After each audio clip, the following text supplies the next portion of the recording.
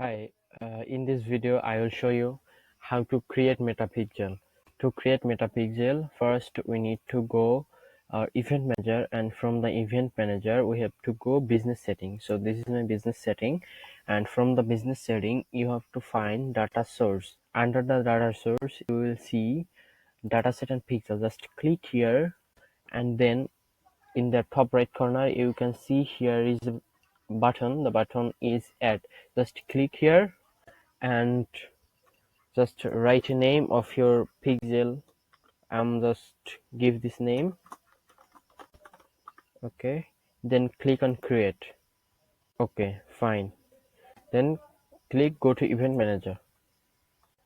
Okay, fine, our pixel has been created. Done. You can see here this is our pixel.